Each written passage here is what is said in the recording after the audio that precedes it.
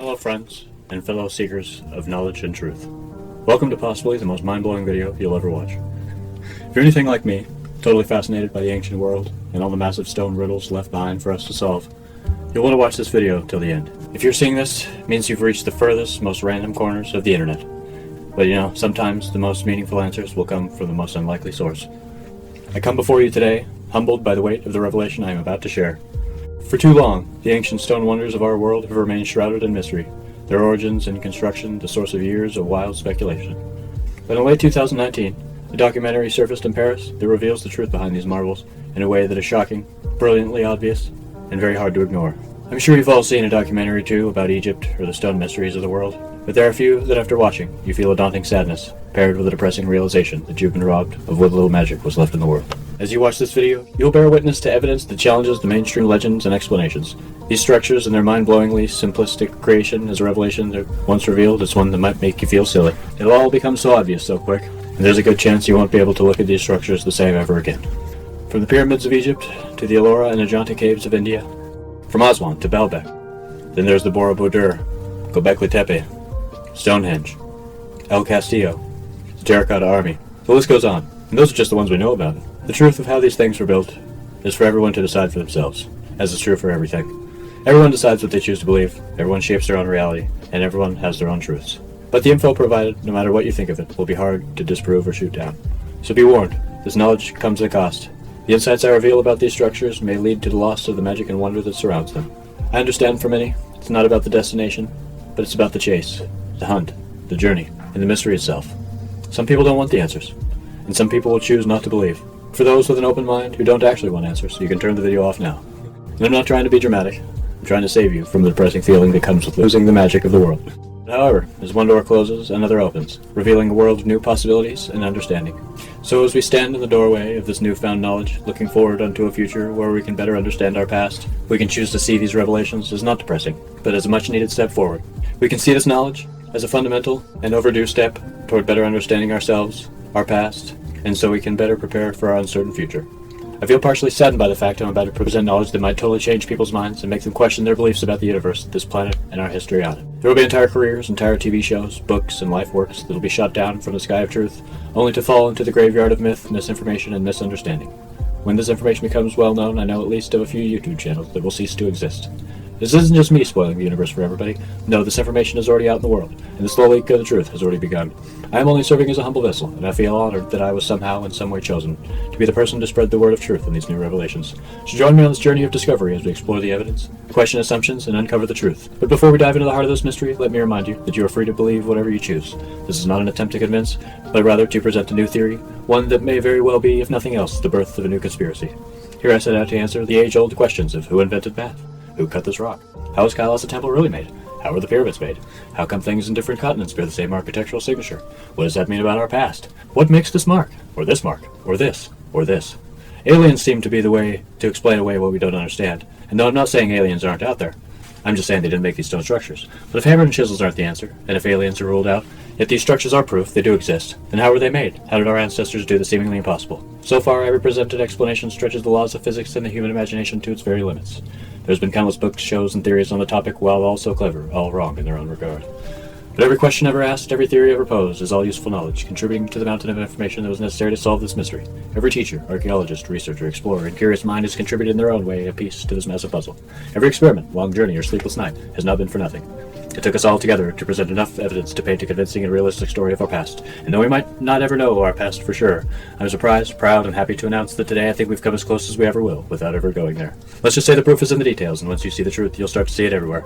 Every structure you'll see from here on out will only make you further believe, because it's so obvious once the secret is revealed. But like I said before, it's the culmination of everybody's everything that's made this possible. I think the simple, brilliant, and awesome information will satisfy even the harshest skeptics, and as we learn the truth behind these mysteries, we will learn more about ourselves, our origins, and what it means to be human. Not only am I going to share what this documentary has to say, but I'm also going to use clips and videos and the questions people ask in those videos, and I'm going to answer them with the theory. I'm also going to share some of my own findings and why I believe this documentary to be true based on what I've always thought and wondered. I'm convinced by this documentary partially because it confirms an idea I had long ago. I've been close to finding the truth on my own a year ago, when I had an amazing epiphany while staring at a stone bracelet on a statue in India. I'm going to use real-world examples and explain certain things on a case-by-case basis. I'll share why I think they're right and how I prove some of their theories to be correct myself. To uncover the truth, the first step was to find out how do we make this seemingly impossible seem possible. We must think outside the box. So, a new era of thinking is about to be presented, one that apparently not many people have thought about. But surprisingly, it's to no fault of their own, because their research has been led astray by those who know the truth. There's been a lie perpetuated. But what is the lie? And by who? Why was the lie brought into existence and preserved over the decades? What am I even talking about? Well, let's just say that there's a part of me that feels like I'm risking my safety just by giving out this information. But at the same time, like I said before, the slow leak of the truth has already begun, and so I'm just one messenger of many, so I find a sense of comfort and safety in that. Also, I'm just a random guy on the internet, so you could be forgiven for thinking I'm full of it. But please hear me out and decide for yourself. And so without further ado, strap in, leave your bias at the door, and follow me into the future, and into our long overdue truth. The serious tone of this introduction, along with my button-up shirt, are both here to convey the seriousness of the information about to be presented, and I personally believe that this topic should be approached with some kind of respect. The myths and legends should not be put to rest without some kind of care or honor. The closing of the chapter in human history for me is bittersweet, so it's probably safe to assume others will feel the same. But a silver lining, maybe we can be happy that we finally have answers. I can only hope that this video serves as a benchmark into a new age of understanding. It's no secret we live in an age of information and technology. There's so much we know, yet so much we don't.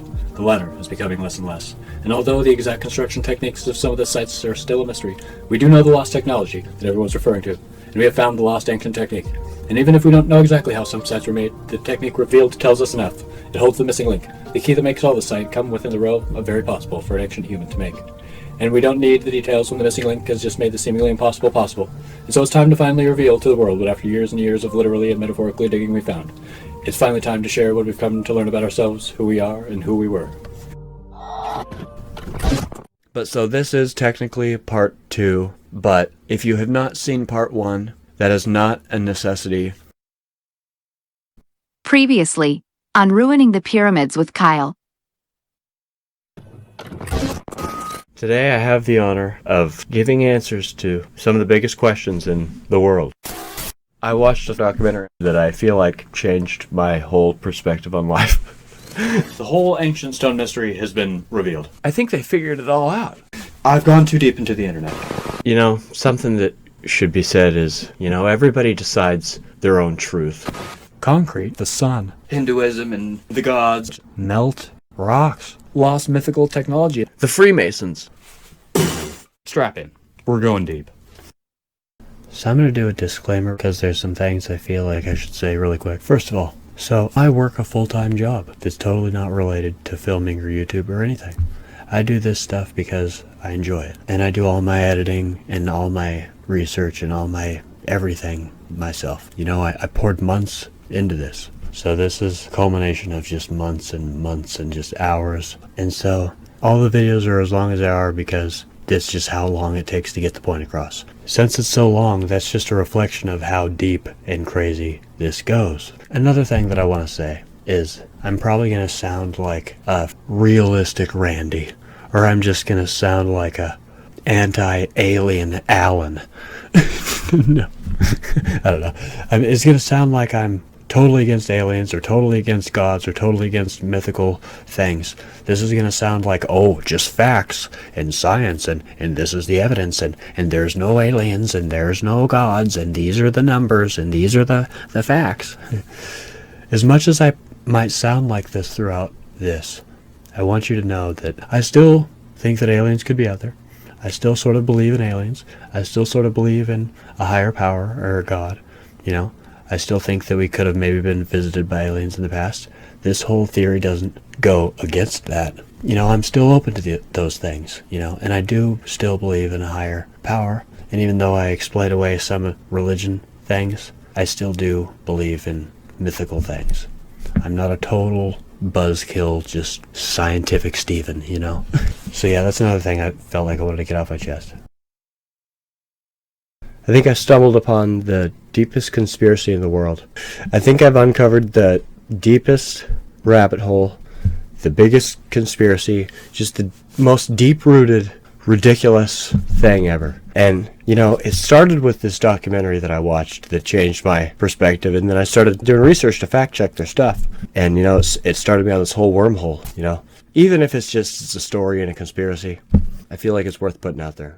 I didn't realize that this would spiral into such a thing, but the reason why it's so long is because it's the only video on YouTube, or maybe even in the world, that literally just solves these things. And, you know, maybe that's me just losing my last brain cell or whatever, or maybe I've just finally smoked too much weed or crack, or oh, Kyle's finally over the edge. Oh, he thinks he solved the pyramid. Oh, he's obviously mentally gone. But no, yeah, it's weird because all the videos and everything that we go through in this, like everything that I show you, these people don't know what I'm saying, you know. This one documentary, the one that kind of like spiraled me on this whole thing to begin with, they're the closest. They taught me about the geopolymer and the solar energy and like the Egyptians traveling the world, and they kind of opened my eyes to that. And so, but all of the videos, including the things that I use from that, like none of them point towards my theory. Like I have my own theory, you know.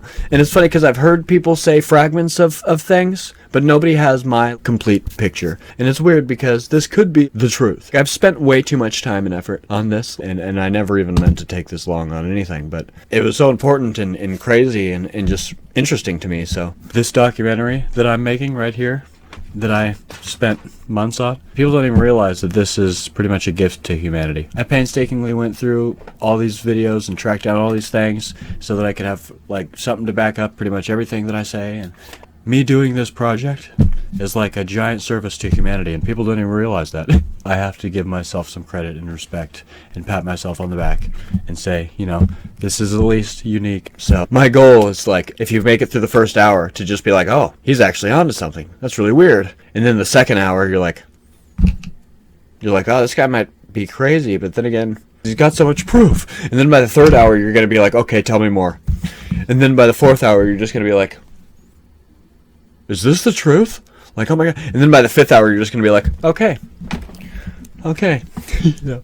And so yeah, maybe you have to break this video down into like, watch it throughout the week. But do try to make it all the way through. You know, if you care about these things and if you're interested in these things, please try to make it all the way through, because I've spent a lot of time on it. I poured my heart and soul into it. You know, I'm a comedian, so normally I don't even do things like this. But with that being said, I've also tried to make it entertaining. But yeah, most of it's not me talking. We're going to go through a lot of things. It's actually going to be pretty interesting and pretty fun. And hopefully you can make it all the way through. I believe in you. You can do it.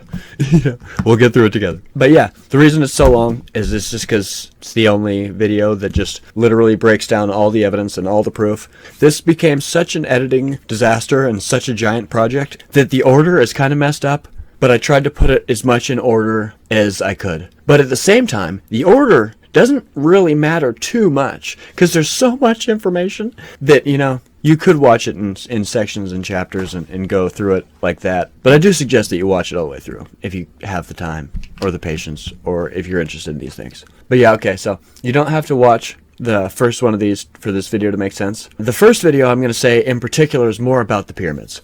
So if you want to learn more about the pyramids in particular, that's the first one of these videos. You can watch that before or after this video, and it's not really spoiled either way. So, but yeah. And then for the people that have already seen that video, like, hey, you promised us a pyramid documentary where they show how they made it, and it wasn't in that first one. You said it was going to be in this second one. So I actually decided to put that in its own video.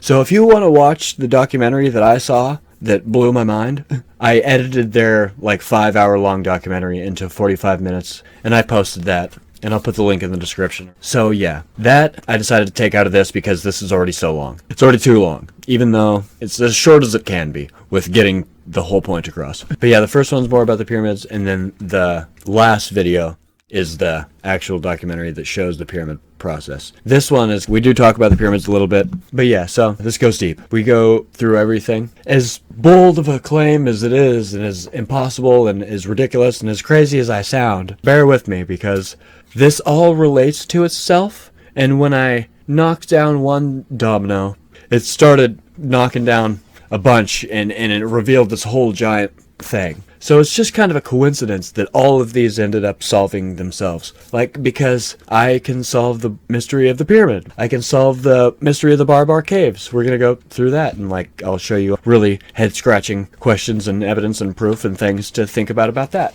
And then we'll go through Petra. I'll explain how I think Petra was made. We'll go through the similarities that Petra has with Kailasa Temple, and we'll go through how there's signatures of the same builders in Asia, in the Americas, and in Africa. So there is pretty much undeniable proof that somebody a few thousand years ago was traveling the world. And so we're going to look at all the evidence of that. We're also going to solve the handbag mystery. We're going to look at sacred pine cones and sacred geometry. We're going to look at the invention and discovery of numbers and math and how that made human beings into an evolved species. And we're going to talk about the Hindu gods and their legendary mythical weapons and technology, and how we have proof of that actually existing, and how that explains some of these megalith things, and how there's all this proof, and it's all just kind of, for some reason, seeming like it's being covered up, because there's so many things that are just like undeniable, kind of. We'll look at solar energy in ancient Egypt, and we'll talk about how solar power ruled the ancient world. Yeah, and then we're going to look at the similarities between the Eye of Ra, the Sudarshan Chakra, and the Archimedes Death Ray. And we're going to clear up some misunderstandings about Egypt. We're going to look at some ancient Kemet history and some ancient Egyptian history, and we're going to clear up some misunderstandings with AI, like the slavery misconception and the whole, we're going to look at all of it, and I'm going to use AI to fact check all the stuff. And yeah, we're going to clear up some misunderstandings and pretty much going to show how the Romans appropriated and took credit for a lot of these discoveries and inventions. But that's not even like a secret. Like, if you do your research, like, it's actually known. And so yeah, and we're going to look at how the meter, that form of measurement and counting by tens and decimal points, not only is the pyramid proof that 4,000 years ago, the native African ancient Egyptians discovered pi and the golden ratio and the metric system, and they discovered the meter, or invented the meter, or whatever. And they didn't do it by measuring the earth, and I can prove that they did it from measuring a drop of water. And so it's interesting because we're going to look at the relationship between the dimensions of the pyramid and the dimensions of a drop of water and how that relates to the earth. And so the size of the earth, and because the pyramid is made with the meter, that whole golden ratio and it aligning mathematically with the planet is explained away by that. And I don't know if I'm saying that right, and it's kind of a long, in-depth thing, but so we're going to look at how they discovered the meter and how you can actually prove this theory to be accurate yourself, which you can't do with the mainstream method of finding the meter, because it's something to do with measuring the earth and the speed of light, and that's not something you can really prove. But we're going to look at how the meter proves that the Egyptians were all over the planet, and all these megaliths are measured and built using the meter and the golden ratio. And so yeah, it's just crazy to think that the ancient Egyptians pretty much discovered or invented math and numbers, and all these megaliths are proof that, it's pretty much proof that black people discovered and conquered everything, 4,000 years ago. Isn't that kind of interesting to think about? And it's a very deep, interesting, crazy puzzle. And it has to do with the builders of the pyramids possibly being the founders of America, and there being a possible global secret society that kind of rules everything in the background. And it goes to like, these gods are just people. They're just really powerful people. And they talk about how gods exist and how they might even be aliens, or not aliens, but they might be manipulating media for people to think that they're aliens. Or, nowadays you hear that there's like reptilians or like serpent beings.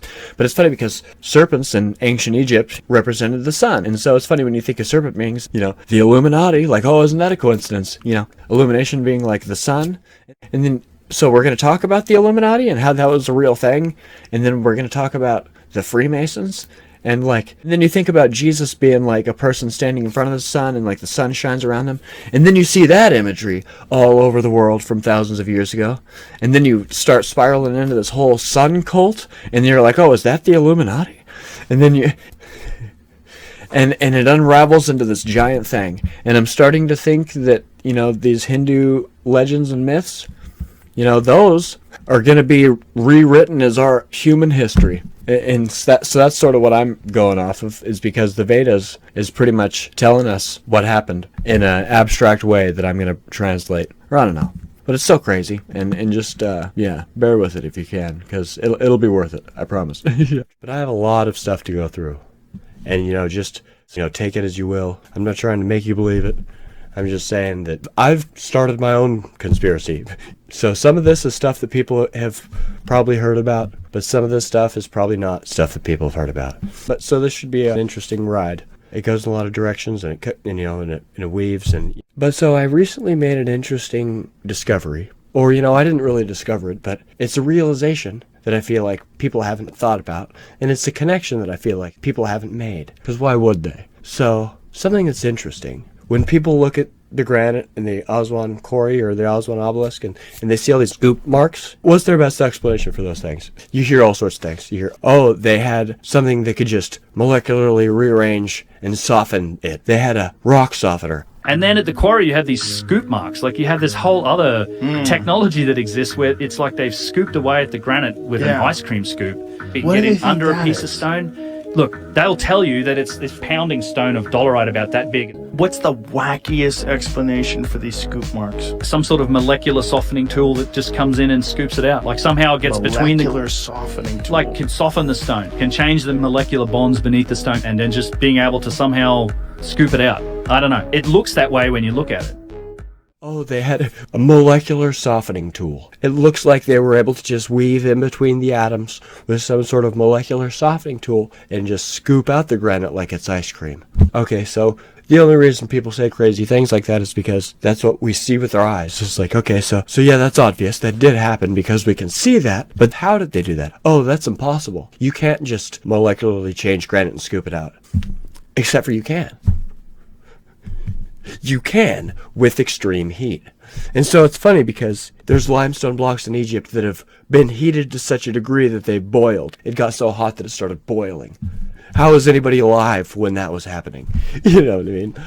And so heat seems to be the answer to these things. Oh, it's not a molecular softening tool, because that doesn't make any sense, and that's not possible. But you want to know what does make sense and is possible? That it was heated to such a degree that it melted. Okay, how is that possible? Okay, you get a big enough magnifying glass lens, and it can melt anything. It melts stuff. It's literally what it does. It's a beam of heat that is so hot that it melts anything that it comes in contact with. Anything. And so okay. And you want to know what's funniest about that? Is people's argument for that is granite has a high melting point, so they'd have a hard time really melting that much granite, getting it that hot, and doing all these things. And so this is where my discovery comes in. Okay, let's ignore that it's the sun and that it can melt anything. Let's say that this solar ray does have a limit, even though all their statues that go through the hardness scale prove that they didn't have a limit. Let's pretend it does. Let's just say the limit is like just below granite's melting point. Say, oh, you can't melt granite with it because the top out limit is right below granite's melting point. Okay. When I was Googling the melting point of granite, you know what it said? It said it's lowered drastically in the presence of water. The melting point of granite is lowered drastically, sometimes even by half, if introduced to water. And so I was like, what do you mean by that? They just splash it with water? And they're like, no, it has to be like a lot of water. Like a significant amount of water, like for a long time. And I said, if there's like a decent amount of water on you, let's say this granite was just saturated, and then the water goes away, and they come when it's freshly moistened. So would that lower the melting point? And they were like, yeah, definitely. Yeah, that's what we meant by water. Yeah, if it was flooded for any amount of time. And I said, okay, was the Aswan Quarry ever underwater? And I didn't make this connection when I asked this. Because I said, was it ever underwater, thinking that maybe years and years ago the geography was different. I didn't realize that when the floods happened, the Aswan Quarry is underwater.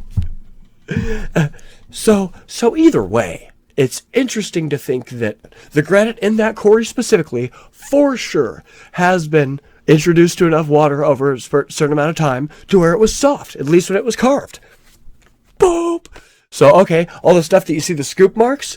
Oh, it's really weird that at the time they did that, the granite had half of the melting point.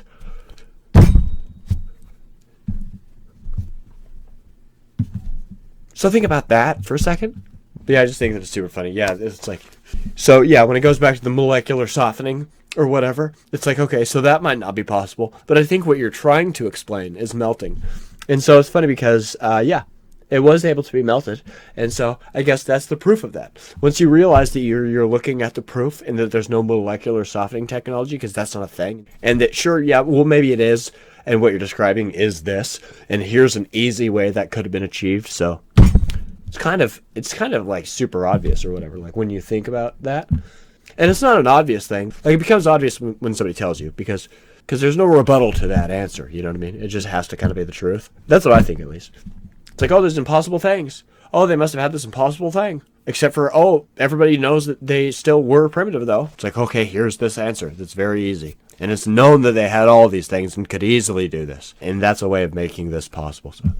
So you know, something kind of interesting to think about. So this is actually the only possible way they could have done that.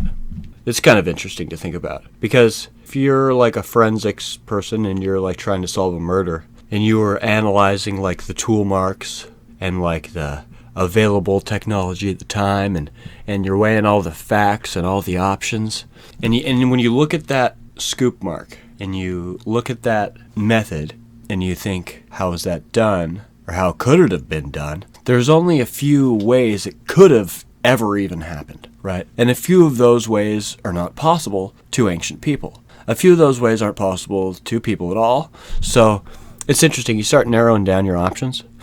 And so this guy on this podcast says that the mainstream idea is that they carved it out with dollarite balls. And so that is one of the ideas. Another thing that you hear all the time is that they just did the old known method, that where you hammer in stakes in like a line and then you hit it out and it like breaks off a big piece. But I don't know why they would ever say that. I guess that's why they just went back to saying it was dollarite balls, is because when you look at the evidence of the quarry, the tool marks in the method does not match up with hammering stakes into a circle and just until it breaks off a piece of granite. Like, that's insulting people's intelligence. If you can look at the granite in that quarry and the rounded circular marks and be like, oh yeah, they hammered in spikes it until it broke off. Like, it's obviously not what happened.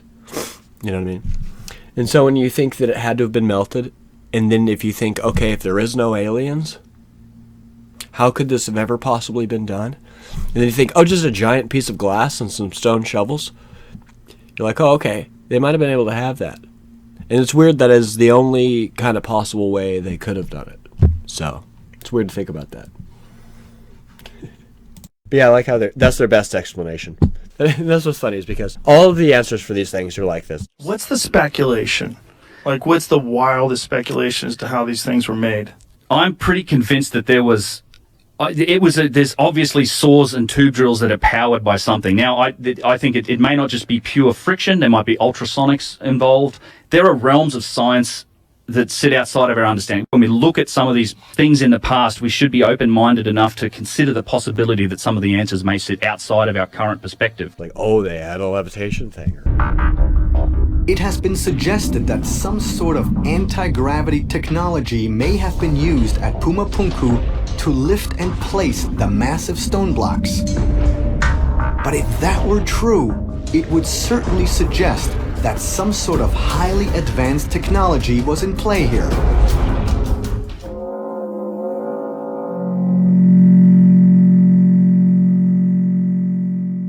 Oh, they vibrated it across the desert, you know.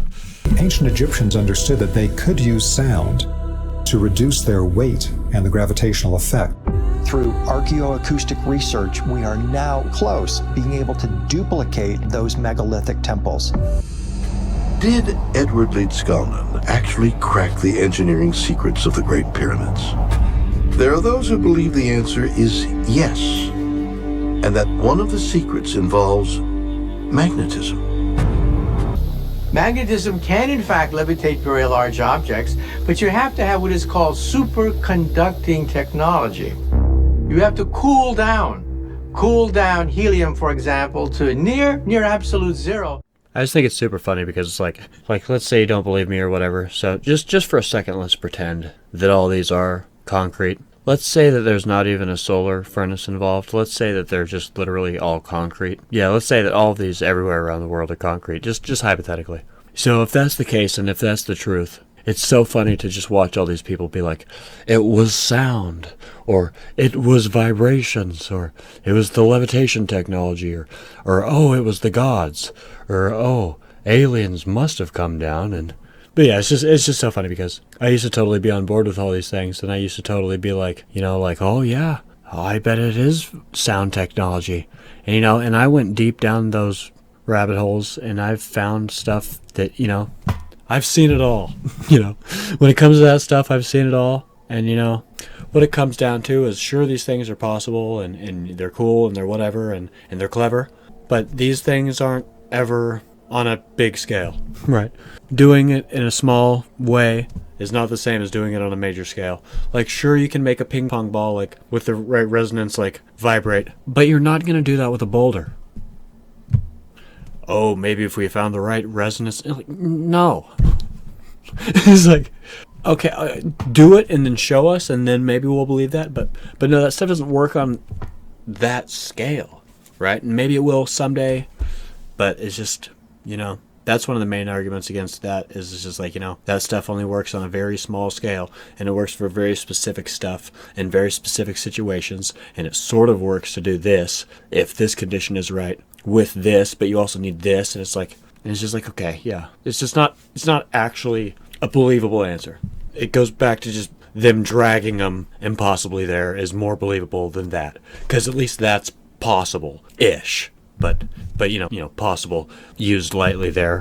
But so it's just interesting because ever since I found this concrete thing, it's just so funny to watch all these people trip out about it. They just talk about the frequencies of the universe and the resonance, and we're so close to being able to replicate their temples. And it's just like, just pretend for a minute that it is just concrete, like, which is basic, simple, doesn't really take any technology. I mean, sure, it's like chemistry and it takes a little, but it doesn't take So let's just say that they're all concrete. Like, how hilarious is that everybody's just, like, so bamboozled and so tripped out. They're so bamboozled and so tripped out that if you tell them it's concrete, they won't even believe it. Like, it can literally just look exactly like concrete. And it's like, you look at these giant boulders, and you're just like, nobody ever moved that. How did they move these stones? It's funny, they're always using the wrong wording, because these stones were never moved. When you think about concrete being poured where it's at, like the foundation of a house, right? It's like a poured concrete slab, and it's like, that's not ever a stone that was moved, you know what I mean? And so it's like, you see this giant freaking brick at Baalbek that's like the size of a skyscraper, and it's like, oh, how did they drag that there? It's like, okay, that was obviously made there, and it was either for something, or they abandoned it, or I don't know. But nobody dragged that anywhere. I guarantee it. I promise. Nobody. Even if it was an entire army of people, no. You know what I mean? It's like, what would be the point, And it's funny because you just think about concrete, and then concrete's like, oh, okay. So then all these things just become not mystical at all. So. Okay, so I'm sure that if you watched the first video of this, you probably have a lot of questions still. That's okay. That's natural. That's why we're going to go through all these videos and all these examples. There's a reason that I'm going to do it this way. And don't worry, all of the snippets, I don't think any of them are longer than like a minute or whatever. Let me start off by saying that, okay, so this is the good part. We're getting to the good stuff now. That whole section is me rambling, and it's all the backdrop, and it kind of gives you the quick rundown. But now we're going to go deep. Now we're going to look at the evidence. I'm going to show you how out of all these things, no matter who says what about anything, I'm going to show you like a billion videos of how they all point to this being probably the answer. So here's the good stuff, This documentary that I watched that kind of changed my perspective and spiraled me on this whole rabbit hole, that pretty much said all of these things that I was like, that all of these videos and everybody is slowly getting to. It's funny because you see all these videos like, oh, everybody's slowly finding out that all these stone things must have been the same person. And oh, these were all hunter-gatherers one day, and then they were building palaces the next. And then, oh, did the Egyptians have the meter? Oh, why is the meter related to the Egyptians? And oh, the Egyptians might be related to Freemasonry. And there's all these pieces that are on all these different shows, and all these different things happening in all these different places of the world that are slowly getting to what this documentary totally like everything that I see from anybody that just seems like they're slowly getting to this. And so I'm going to be the one that middlemans that exchange and just ruins it for everybody. You know, because I do think that this is going to be common knowledge here in not too long. Because the evidence is crazy overwhelming, and that's why this video is so long, so just strap in or whatever. But so I feel like I've said this a few times, but if you're watching this, I've performed an editing miracle. Because I very genuinely, I have no idea where to even start with this whole thing. That phrase was made for this moment, because there's so many different things that are wrapped into it, and it's like, but so these stone staples, the keystone cut technology, all these molten metal staple things, that is a giant smoking gun. That's one of the things that we're going to look at that's like pretty much just straight up evidence in a way. And also polygonal masonry. I realized something about polygonal masonry that makes that pretty much a giant smoking gun. Because yeah, this whole theory, all these things that I say are overwhelming evidence. It's not only overwhelming evidence that the solar ray and the geopolymer thing are the missing links, but there's also overwhelming evidence that the Egyptians are responsible for all those things, and that must mean that they must have traveled the world. And then you start picking apart what the implications of that would be, and what that means, and how that would be possible, and you know, everything starts coming together. But yeah, so there's not only overwhelming evidence that this is the technique, but there's also overwhelming evidence that the Egyptians are the ones doing it. I spiraled further and further into a rabbit hole than I ever thought possible. And I have some very interesting theories and things to point out. And it might be sort of controversial, but these things are very rock-solid cases for my theory being correct. I'm going to show you a few things that by themselves might convince somebody, but I have like 4 of them, and so it's weird. People might have heard about this concrete theory, and people might have heard about the solar furnace using the sun and a magnifying glass to burn into rocks and to melt down rocks, make them into molten lava and shape things. People might have heard about these theories, maybe in the same theory, maybe they've heard of them separately. I know a lot of people have heard about the geopolymer concrete thing, and they shoot it down with all sorts of things. But this video that I'm going to show you right here might be long, but if you're into this sort of thing and you're really trying to debunk this, watch this video, because it's long for a reason, and it is because I go through all of the evidence of everything that I believe. You know, since we're not able to go back in time and literally see these things, if there's no proof that we could ever dig up, then okay, then there's no way to know for sure. And science, the scientific community, says, oh, if we have no evidence of something, then we won't say that it's a thing. But so I'm going to show you all of the overwhelming evidence, as close to evidence as we can get. Because when you don't have literal evidence, like let's say you're trying to solve a murder, and you don't have the person on camera doing it, and you don't have any eyewitnesses that saw it, but you have to still come to a conclusion based off of some sort of evidence, and something can be good enough. And sure, yeah, a jury's involved because, sure, yeah, maybe you have to have certain people's opinions to agree. So if the evidence is shaky or whatever, if enough people agree to it, then okay, then it can be scientific. You know what I mean? So there can be proof that way. You can find proof in evidence from different, like, DNA things, or, you know? And so this whole video is to show you that the concrete thing is probably the truth. And whether you want to believe that, or whether you, like, I don't know. This doesn't come to what you want to believe, is what, you know, what it really boils down to. But this video is to show you exactly why I think that that's the most valid argument for those things. And it was a combination of using the sun and concrete. I think that they were melting rocks with the sun. You know, Hindu mythology actually helps us prove this. It's really weird that I go to the Vedas and Hindu scriptures and I look at all these Hindu temples and they help me solve the mystery just as much as the pyramids. I went Googling and I asked ChatGPT, what are all the theories on the pyramid? What's the general consensus? And you know what? What I'm about to say, it didn't even list as one of the options. It didn't even mention what I'm about to say, and I think that's super funny. Because that's kind of what makes me feel like this is right, and that this is information that we've known, but the Freemasons are trying to suppress. And you know what? Actually, right now, I'm actually going to prove something really quick before I continue, because I'm going to give myself some credibility. Since I know I sound crazy and since this whole thing sounds dumb, I'm actually going to prove really quick, or at least it's proof to me. I'm going to show you something that's just a side thing that I feel like is kind of direct evidence that we do know how the pyramids are made, but it's just kept a secret. So I feel like that's an important step to this whole thing, is that they did keep track of it. It's been documented. We know how it was made. And it's just a well-kept secret, for whatever reason or another. But it is kept a secret. Okay, do you have any proof of that, Kyle? I actually do. Really quick. Okay, so this is a tweet. The people in Egypt, the Egyptian government, pretty much offered to Elon Musk to tell him. And he said, no, it was aliens or whatever. And you know what people will get out of this tweet? This back and forth?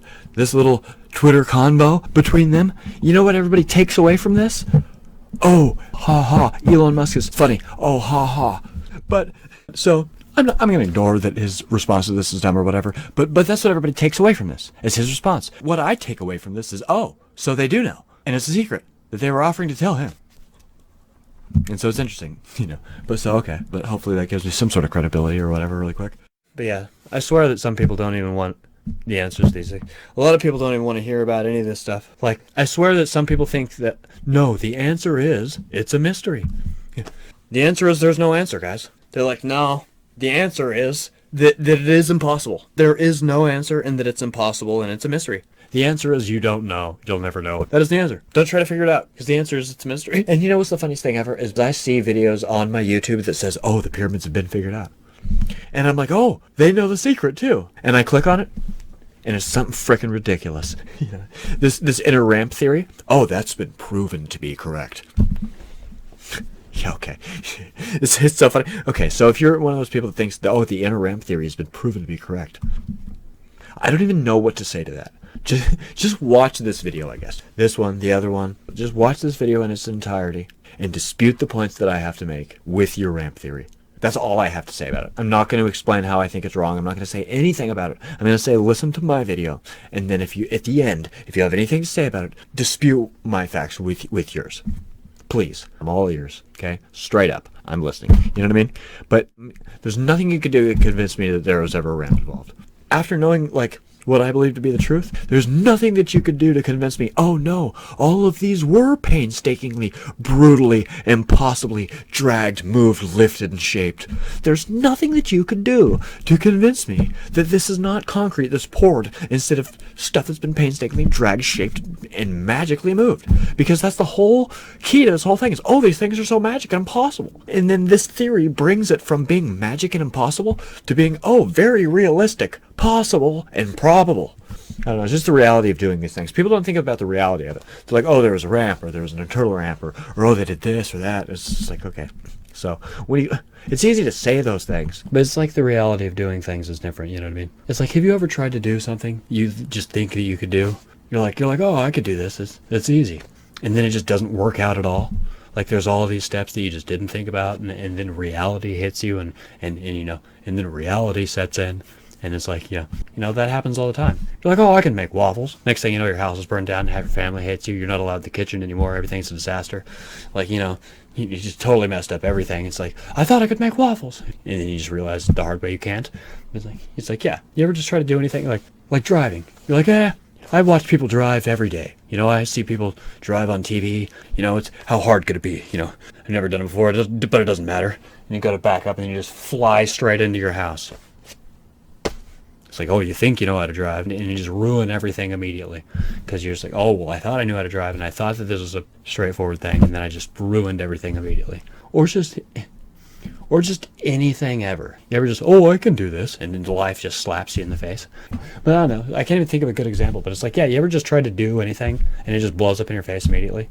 You're like, oh, I don't know why I thought that would just be easy. I don't know why I thought I could do that. That was way harder than I thought it would be, and I didn't think about reality and physics, and there's so many things. It's like the idea of doing it is so much different than trying it. You ever done anything like that? Okay, well the pyramids is like that times 2.5 million. You ever done something that just like blows up in your face and you're like, oh, never mind, that was dumb. Like the reality is so much different. It's that times 2.5 million. So like the reality of doing things is different, you know, like straight up. That's why people that see these things in real life, they're like, oh, okay, yeah, never mind, I'm going to shut up now. Like Egypt, to this day, we can't build those buildings the way they did it. People could say, oh, we certainly could. 2,500,000 stones that weigh between 2 and 80 tons. If you put 10 of those a day in place, it would take you 600 plus years to make the Great Pyramid of Giza.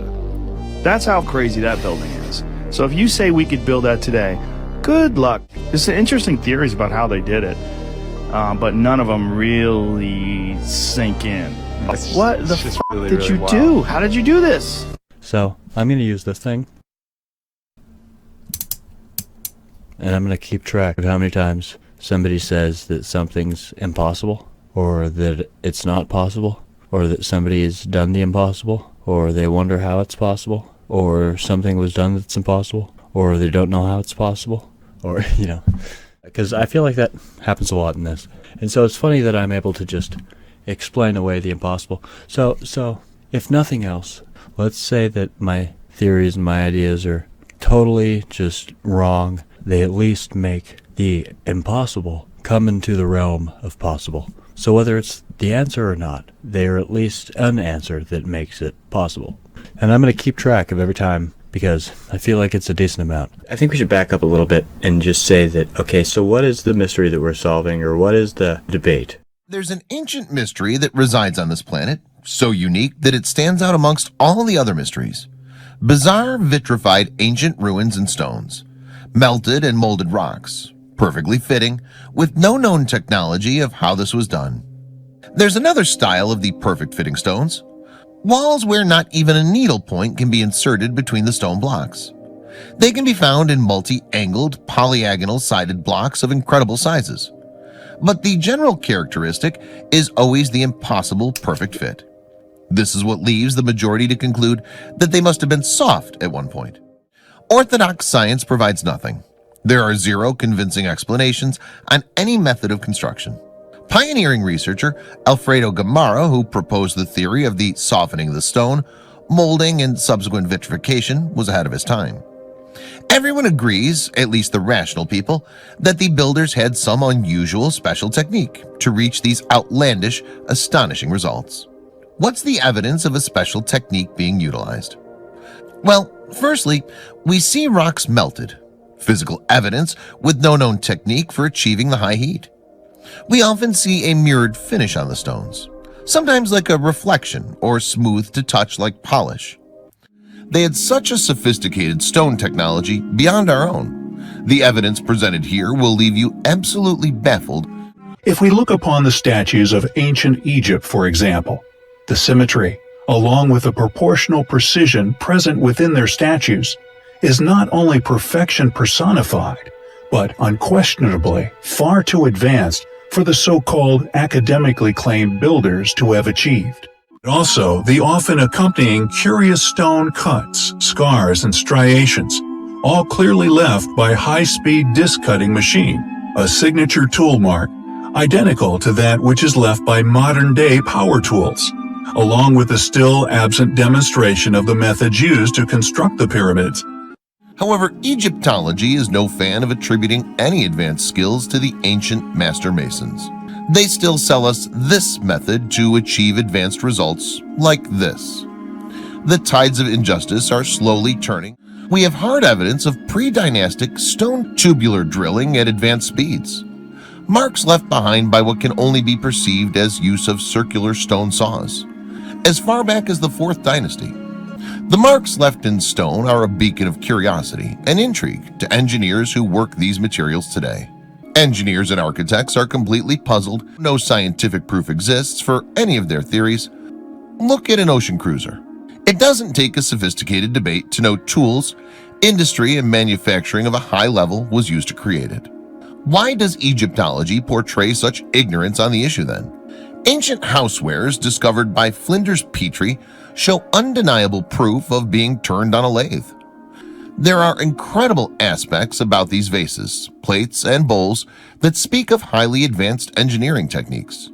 These stoneware masterpieces, comprising of dishes, platters, are some of the finest ever found, and they're right there from the earliest period of ancient Egyptian civilization. They're made from a variety of materials. Seemingly, the choice of material to be cut was irrelevant. Working with alabaster is relatively easy. Alabaster can be worked with primitive abrasives and tools. The sophisticated workings in granite are an entirely different matter and indicate a level of skill we're not aware of today and can only be considered advanced technology. One of the biggest mysteries in Egyptology is if the textbooks on what tools were employed by the ancient Egyptians in the thousands of years that the ancient Egyptian civilization existed, some 3,000 years, You can follow the development of tools from the beginning of that civilization to the end. And we start out using copper chisels, stone balls, stone chisels, wooden mallets, and then 3,000 years later, we're using the same thing. Yet, if you look at the extraordinary sophistication and genius of the ancient Egyptian artifacts and temples, to think that those engineers were still not advanced in their stone tools in thousands of years, or did not improve their techniques, it's counterintuitive to even consider it all. Engineers don't function that way.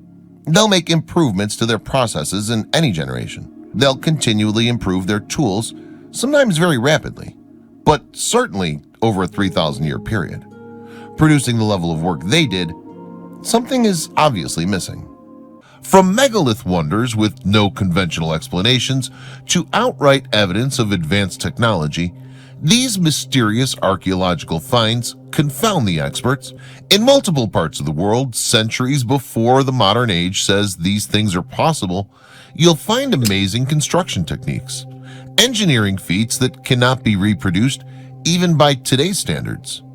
These archaeological mysteries will seriously call into question what you've been told about history. Peru is one of those places that smashes all the records when looking at lost advanced technology, ancient machining, softening of hard stones, or gigantic megaliths. Think big, think weird, think extremely difficult technology. The main thing researchers have a problem with is the precision saw cuts. There are so many amazing walls, temples, and other structures that demonstrate these abilities of doing the impossible. However, just looking at an entire wall of smoothly fitting stones with no gaps or crevices, despite not using mortar, does not prove anything about how they were built. Questions are abound, there are no answers that make sense.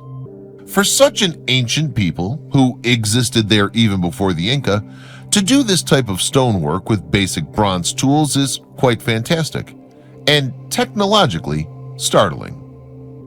What makes these stones so interesting is that they come from a time before Inca were in power there. Archaeologists and historians insist that sites like Ollantaytambo and Sacsayhuaman were constructed by the Inca people, even though the Inca from the arrival of the Spanish insist otherwise. It was an inheritance. At every site we seem to see 2 layers of construction from different time periods. A great example of 2 different cultures layering 2 completely different styles of construction together lies at the Temple of Ollantaytambo. Yet another location of advanced stonework lies in Cusco's Sacred Valley. It's proved impossible to explain so far. The Great Pyramid of Giza is probably the most stunning of all these ancient structures. The stones are immense. How do you think they did that? I don't think anybody knows how they did it, how they lifted those stones, how they brought them up to that level. I think we're looking at a lost technology. Evidence exists of human civilization, artifacts, and technology out of time that are abundant, well-researched, and well-documented. This forbidden knowledge is being protected and hidden from all of us. The truth is out there, showing proof of advanced technology years before humanity is stated to have evolved on the planet. There are artifacts showing up in places that, according to the history books, are impossible. Why has the scientific establishment ignored these remarkable finds? Where did they come from? How did they get there? As you study the forbidden knowledge in this documentary, a whole new truth will emerge and become apparent to you. The truth that there's much more to our ancient past than we could possibly imagine. So the ancient Egyptians' civilization made it to like over 3,000 years, right? To put that in some sort of perspective, we're in year 2023. If we lived to year 3023, we assume that our civilization would be super advanced. Because if we think about, oh, it's 2023, when I was born in 1993, everything was totally different. Throughout my life, as I've grown up, I've watched the world grow up and get technologically advanced. And so I've often thought that it's interesting that just in my lifetime, things can become crazy. They can go from low tech to high tech just in 25, 30 years, And so a lot can happen in 20 years. And And yeah, and we often think that if we were ever to make it to year 3000 in anything, we'd be super lucky. And if we ever did make it that far, we'd probably be like Interstellar, or like we'd be doing something. Like, we're probably not going to make it to year 3000, but that'd be insane, right? And so it's weird to think that they made it to year 3000 something. We don't think of it like that because it's like BC and AD and all that, but their civilization was around for over 3,000 years. And so it's really interesting to think about that. And if they didn't discover electricity or like stuff to make computer chips, like, so let's say that they didn't like become technologically advanced like that, they did become technologically advanced in other ways. Probably just went on a different trajectory of technology. And so, but that's so why this concrete thing and this geopolymer and all this makes sense to me. This guy said that the answer is in chemistry and it's on the ground, not looking up into the sky for answers at gods or aliens, but the answer was, look down at the ground, and the answer's in chemistry. So if they made it to year 3000, but they didn't come across electricity and all that stuff, I mean, that's debatable. They might have. I mean, I really don't know. But I don't think that these things are made with power tools. I really don't think that anymore. I thought that like a month ago or whatever, and ever since I found this theory, I really don't think that anymore. But yeah, just to think that, they had a lot of time to get really advanced. And we often think they obviously had crazy technology because we see their products in front of us, so we don't even know what the process was or how they made it, but we see the finished product, and it's crazy. It's like perfection and insane and mind-blowing and impossible. Okay, so ancient aliens, right? They're like, oh, aliens had to have been here because of all this weird stuff. And here's all this proof that something weird happened. So it was obviously aliens. And there's Graham Hancock that said, hey, there's all this weird stuff around the world. It's obvious that we were at least this advanced before, and we killed ourselves off. And maybe there was a few people that, went underground in shelters or they did something and they survived. A few generations later they came back and they had knowledge of what the world was like, and they were able to help people, and so they were seen as gods because they had all this knowledge. So there's that theory. And then there's all these people saying, oh, our history has to be rewritten because of this. And there's all these sites that are being found and all these discoveries being made. It's like, oh, it pushes our human timeline back further because of this. Or oh, this says that, we must have been wrong about this. So this pushes our human timeline back. And so all this stuff's been happening. But all over YouTube, I see, this has been a mystery. This has been a big deal. Ancient Aliens, History Channel, YouTube, like everywhere, right? People are trying to solve the stone mystery, And so what that is, the reason why people think aliens, the reason why people think a past advanced civilization is, it goes back to what I said about, them doing the impossible. We see these monuments and we think they're not possible. That's what it comes down to. We think, oh, this isn't possible. All these pyramid theories are, how do we make it possible? That's where aliens come in. That's where an advanced civilization further than us, that's where that idea comes from, because it's not possible for us. So if it's possible at all, it's something we don't know. So it's in front of us, so it's possible. Or is it an illusion? I think the answer is it's an illusion. Think about, oh, it's just not possible to us, but somebody figured it out.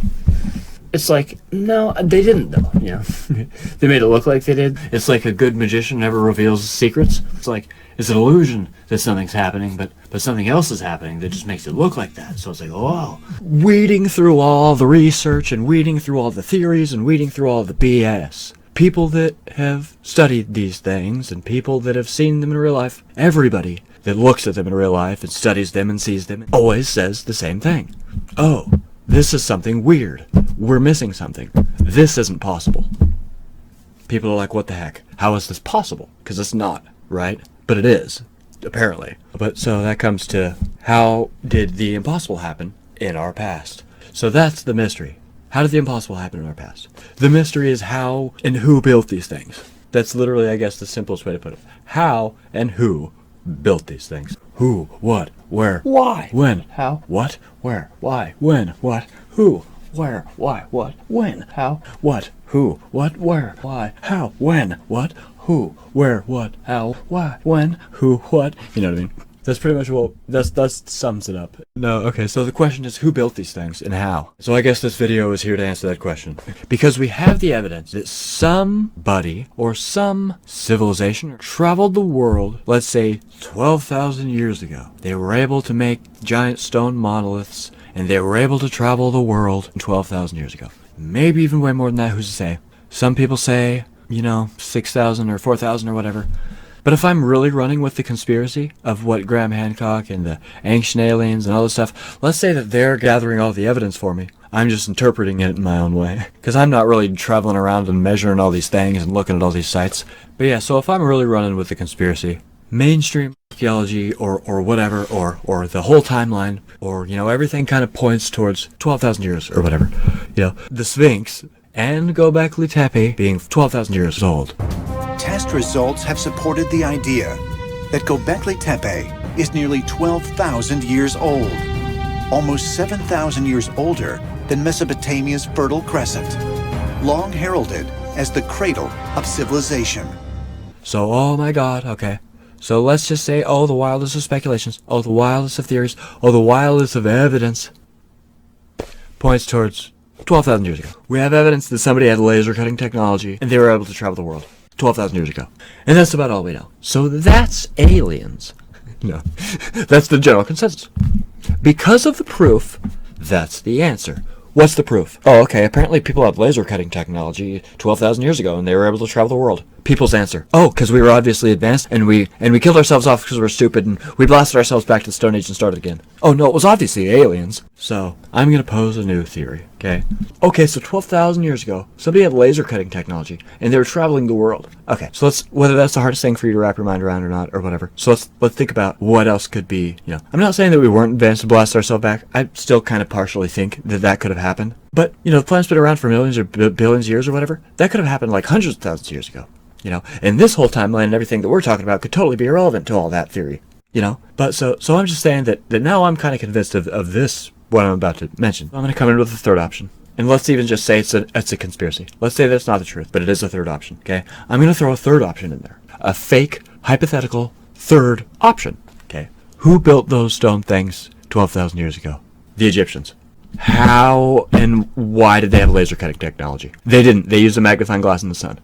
Those are simple answers to those questions. They use a magnifying glass in the sun. That's the beam of high concentrated heat laser evidence that you see everywhere around the world. It was the sun. Next question. You ever fry ants with a magnifying glass? Maybe that's me. Maybe I'm sadistic. I don't know who does that. I've never done that. I don't know who.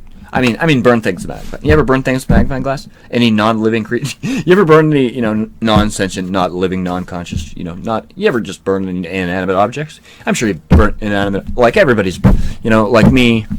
So yeah, you ever burnt an inanimate object with a magnifying glass, or just caught something on fire? So no, yeah, you ever done that? Yeah. So this new theory, you know, this hypothetical, you know, I'm just gonna say that maybe that was possible. Maybe that was an option because we have evidence of laser cut stones all over the world. Okay, so well, the sun is like one of the hottest things available. You know what I mean? Other than me, so. But I wasn't there back in the day, so, you know. But okay, so yeah, the sun gets pretty hot. It's like the hottest shit in town, you know what I mean? The sun's like literally the hottest shit in town. So yeah. And maybe they knew that. Maybe they were able to figure that out. Maybe that was obvious to them. Maybe that was obvious to them that the sun was super hot and they wanted to know how to harness it. And then, you know, they had glass. And I'm sure they didn't invent glass for that. But maybe, you know, since the sun's there all the time, maybe, you know, it just hit a glass at a certain angle one time and somebody knows that it burned things. So they're like, holy crap, I'm going to harness that. I'm going to rule the world. And then they just did. So, you know, the little things. And so where's my evidence for that? Okay, well, here we go. You know, strap it. Okay, because I actually have plenty. Let's go.